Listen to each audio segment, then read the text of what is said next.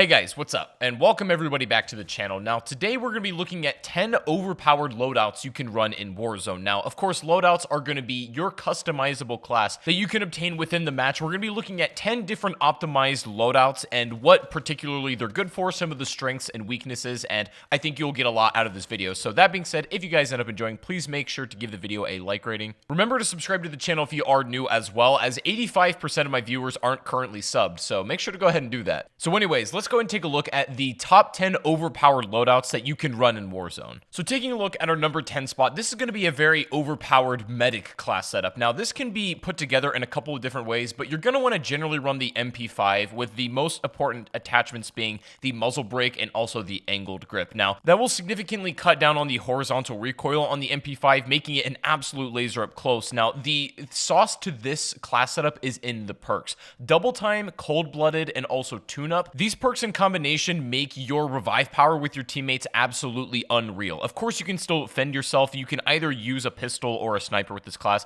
It doesn't really matter. The equipment is also very vital to take advantage of. The smoke grenade is vitally underutilized when you're trying to res a teammate, and the thermites can also block off paths, giving you a couple of seconds temporarily to revive a teammate. The tune-up perk is also supposed to let you revive approximately 25% faster, although this may change in the future. Either way, regardless of that extra revive speed or not, this is still a very good class at keeping teammates alive, because I think a lot of success and victory in Warzone comes down to just keeping your teammates on the battlefield. This loadout allows you to have still a very decent amount of firepower, which can also be obtained later in the match, but still allow you to keep those perks and equipment to pretty much keep all of your teammates alive in whatever situation. It's pretty much cut out for anything that can happen in Warzone. Now, because this loadout is centered around keeping your teammates revived, I'm not going to recommend to use this one in solo, as there are much better options for that style of play. But if you want to take the medic role on your squad, then I highly recommend a setup like this. Anyways, moving on and coming in at loadout number 9. This one is going to be more oriented around just raw damage. Now, the Odin is an assault rifle that I don't particularly use that much, but I do see it quite a bit on the battlefield. Personally, not the biggest fan of it, but it does have a lot of raw power behind it. This weapon also requires a decent amount of attachments to keep the recoil manageable, and then I'm also going to recommend combining that with the HDR sniper rifle. While these bullets aren't as quick as the AX50, meaning you're going to have to lead a little bit more at longer distances, it still hits like an absolute truck. You can run the HDR with a thermal, and the good thing about this class is there's a lot of play in the joints with how you play the guns, but the equipment themselves, I'm going to recommend the C4 and the heartbeat sensor. This equipment will allow you to play very tactically and methodically, spotting out enemies using the heartbeat sensor and then cleaning up the kills in combination with your weapons and also the C4. It's very, very good for players who like to just hang back and play a bit slower. The metal barrier field upgrade that you can use is very beneficial to this setup in particular when you just need to put out damage and be in a relatively safe spot if you're caught in the open. Moving on from that and coming in at loadout number 8. This one is going to be an absolutely stacked run and gun setup that is specifically catered for aggressive play. Now, your success with this loadout will depend directly on how well you're able to maintain close quarters, close to medium range gunfights, because the MP7 anywhere outside of approximately 75 meters, you're really not going to be doing hardly any damage at all outside of that range. So you have to do what you can to consciously stay either towards buildings, or even this is good for pushing rooftops. I'm also not going to recommend to run any sort of optics on either of these weapons, because the iron sights you don't really need to use with the R90, and the MP7s are already clean enough. Now, using your C4 plus your stim equipment will allow you to take multiple gunfights at once, healing in between those and stuff. Again, this class is very optimized for aggressive and close quarters play. Anything outside of that special case there, then this class might struggle a little bit, but again, you can replace either the R90 or the MP7 with a gun you find on the ground, and the class setup itself will still stand. If you run this in solos, I would just recommend changing the stim pack to the heartbeat sensor, but that's really about it. Everything should remain as is. Up next, we have a loadout that is good at literally everything except very long range. Now, the FAL is probably the best assault rifle rifle in the game, all things considered,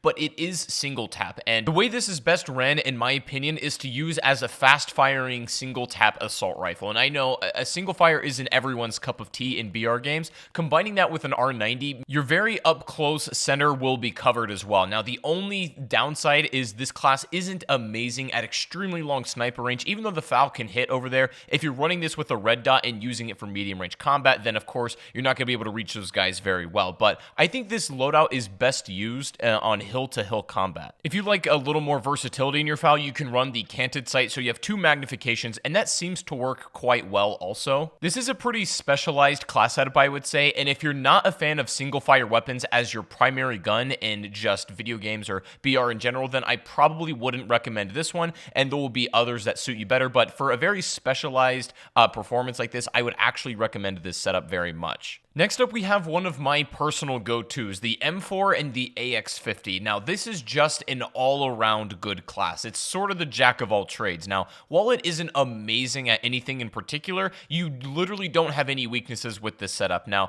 there's 2 differences I'm going to recommend whether you're playing squads or solo. The extended mag is very good to use in squads, but I don't think it's entirely necessary if you're just playing by yourself. You can use that for like maybe sleight of hand or another attachment. I think it goes without saying this should be the first loadout you buy because it has overkill, and then you should switch later to a class with ghost, but still maintaining these weapons and equipment. The C4 and the smoke grenade are some of my favorite pieces of equipment in the entire game, and I think allow for the most creative play. You can, of course, swap out the smoke for a heartbeat sensor if you would like. Now, I recommend if you're playing as a team, only one person really needs a heartbeat sensor, and the rest can run smokes in case somebody goes down. But the true bread and butter to this loadout is consistency and reliability. Let's just say there's a reason that you see like 70% of the lobby running these 2 weapons in particular. They're easy to use. Not only that, but they're great. Up next, we have a setup that is catered towards anti-vehicle play. Now, the key in this one is the AK is not a very precise weapon. It's still very good, but this is more or less just for putting out damage. And then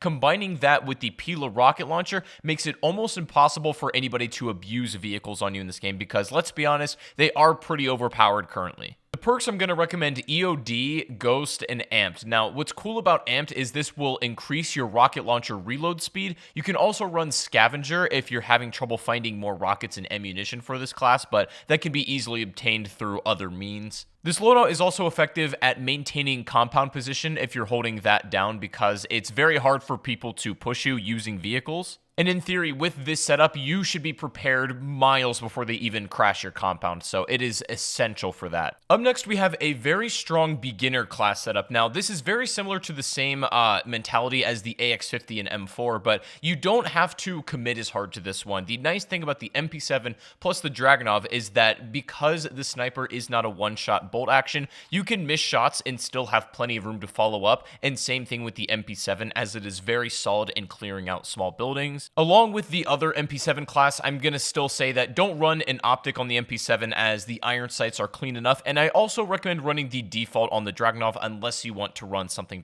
in particular. Both of these weapons are fairly common in the Warzone loot pool, so regardless of whether you obtain it in a loadout crate or just simply picking it up, then you're probably going to have a lot of experience and level with these weapons, making attachments quite easy to obtain. Loadout number 3, this one is a little bit basic, but is just an absolute laser rifle. Now, the Kilo 141 is one of the easiest ARs to use in the game, in my opinion, so I'm going to go through the attachment setup. This is what I recommend running, the most important being the muzzle brake and the SynGuard arms barrel. Now, the 50-round magazine is definitely a plus, and the relatively low recoil stacked with a grip already means it's just going to not miss. The secondary on this class doesn't matter too much because you'll already have Ghost on your class setup while obtained it, and you can easily swap this out for any other gun in the game, so the M19 is supposed to be interchangeable, but this is going to be a good starter class that is easy to understand and is still yet just insanely overpowered. Loadout number 2, I wanted to make sure I included an LMG on this list as there are a lot of fans of it in this game, and I believe the PKM is probably the best one that you can pick from. Now, the cool thing about the PKM is that it does come with its own loot variants in the game, and they're set up pretty much like what I'm giving you now, although the loot ones come with scopes, while I recommend a red dot on your regular PKM. Now, of course, you're going to want to play this class a little little bit slower, so amped is going to help you out a lot,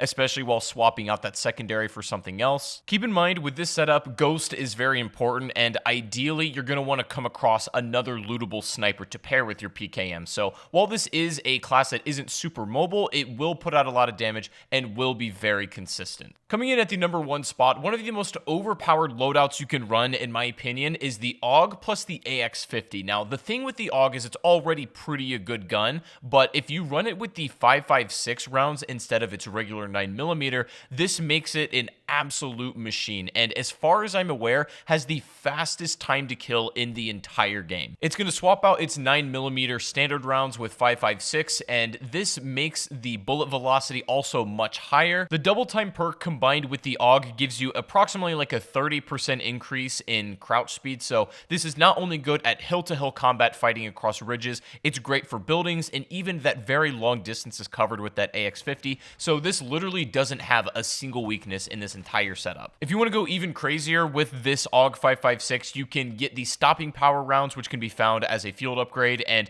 this makes the time to kill just absolutely unreal. It's like almost cheating at this point. Of course, the equipment, I'm going to recommend the C4 and heartbeat sensor. I believe these are the 2 overall best ones at the moment, but of course you can swap these out to your liking. But these are the top 10 most overpowered loadouts in Warzone. If you're looking to diversify your portfolio a little bit, or maybe just try a brand new gun and you weren't sure what to use on it, then I got you covered here. But I hope you guys did end up enjoying today's video. If you did, give it a thumbs up. That would be amazing. Subscribe if you are new to the channel. And also, if you want to go follow me over on Twitch, I'm streaming almost every single day. Link to that is in the description down below. But hope you guys have a great rest of your day. Take it easy. I gotta go. I'll see you guys in the next one, and peace out.